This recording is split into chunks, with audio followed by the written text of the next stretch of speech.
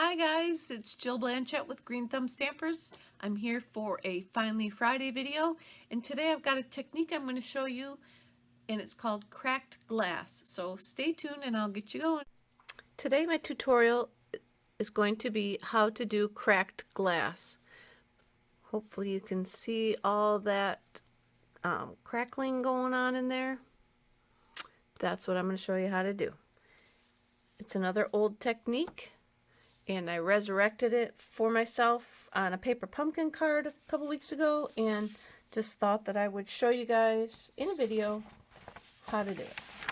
So let me move my foamy thing out from underneath, because I've got a red rubber stamp that I'm going to use, and I've got the Wonderful World that was a celebration item, and I hadn't inked it up yet, so I thought that I would use it today with some Orchid Oasis ink.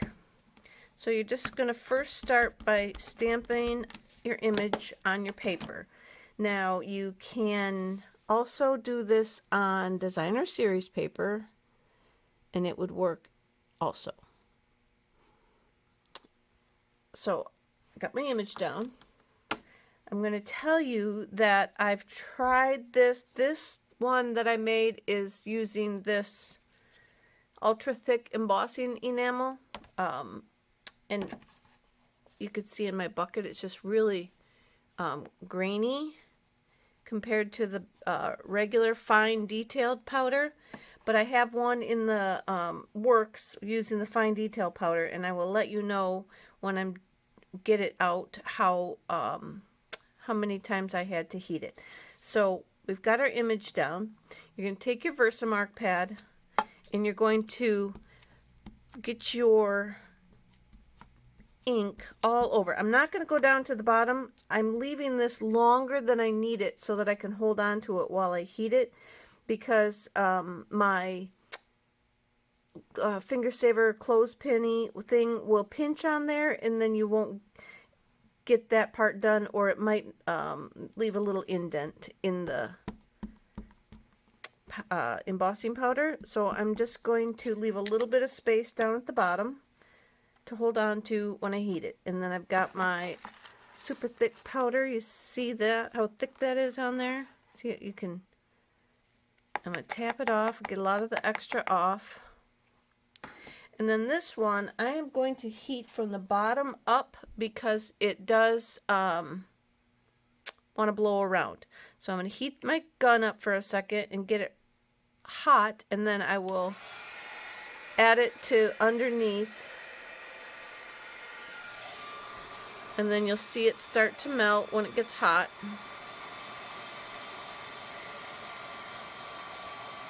There it goes. It'll start to melt. So I'm going to stop this while I finish melting it all, and then I'll be back. Okay, so by the time you're done heating it, it's going to be melty, and it will run. So just know that by the time we're done here, we're going to have a really thick coating on there, and it can run. I have missed a couple spots in here. Don't worry about it. We'll get it on the next time. So now we're going to take it and put it in the freezer for, oh, give it just like 2-3 minutes the first time. Put it in the freezer.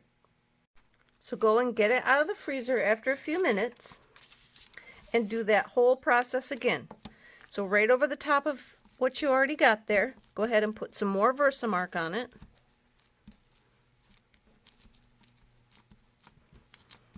Coat it up real good. Now you can get this on too thick, just so you know.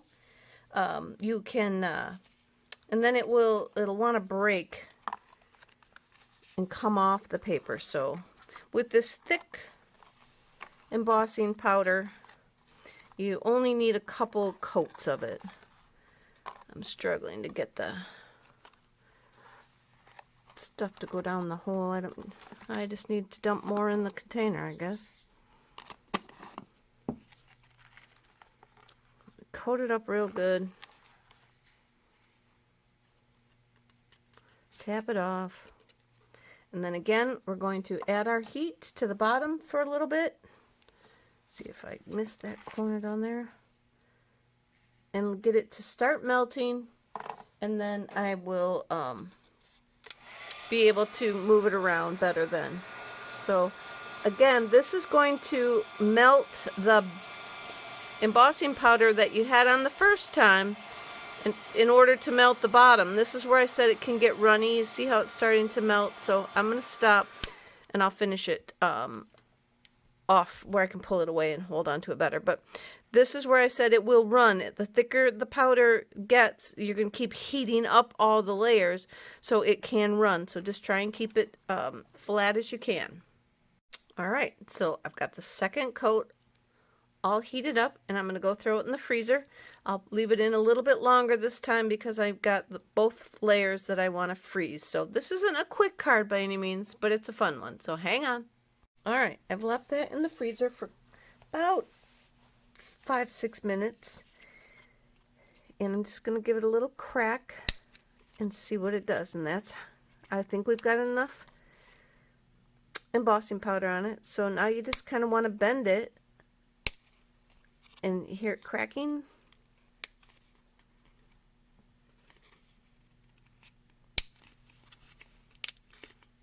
Okay, now that one, I got a little too deep. And these will pop out of there. So just be careful. Don't go too crazy on how much cracking you think you're going to get out of it. But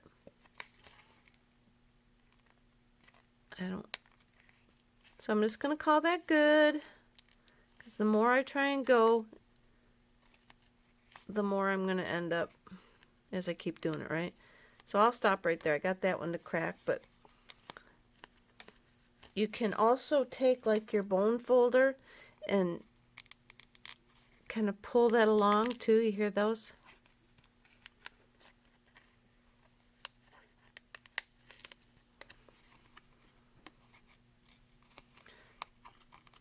And that will help it crack as well. So I'm going to stop because we got a big old piece right there that wants to come out. But that's our technique. I did do 4 coats on this piece, this little one here that I used the detailed embossing powder on. So you can maybe do 5, but again, I got a little crazy. And I did rip it, so you got to be careful with how much cracking you're going to do. It cracks best when it's still really cold, but this one will just show you that the fine embossing powder will work as well if that's all you have. Not sure, I can't see in my screen if you're seeing all that or not, but this is the one that we're going to use.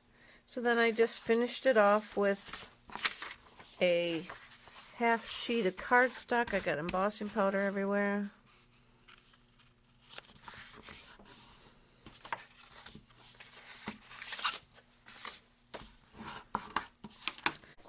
We're going to put on a piece of designer series paper.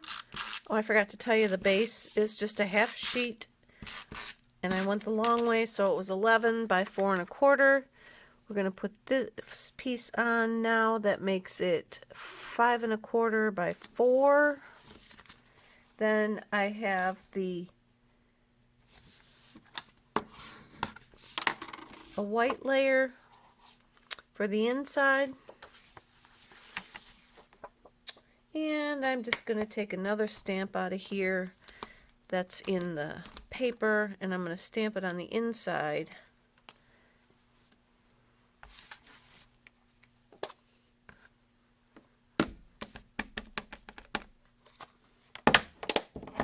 Put it down in the corner. Glue that to the inside.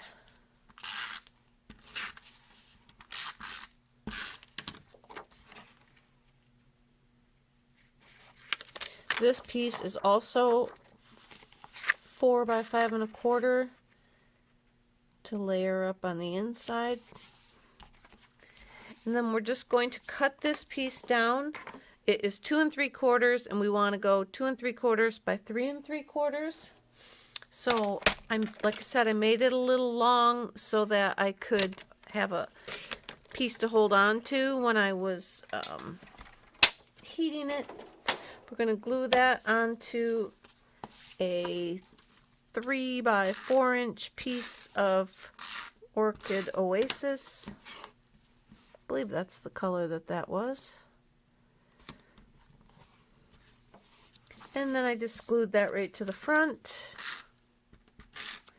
And I'm only showing you all these pieces because somebody one time on one of the videos was disappointed because I didn't show you guys how I completed the card. And they liked the card and they didn't know how it was done. So I'm doing it real quick. And then I'm going to use a greeting from Charming Sentiments. And as you can see, I've numbered each of the stamps inside and wrote the number on the inside that coordinates with the number on the outside because, again, they're all backwards. It's very hard to read them when they're backwards, so I could just look for the number. So I'm going to use this Just For You, number 7. So then it takes maybe a second, but it's easier to find that I come in and I look for number 7 right here. And I'm going to use the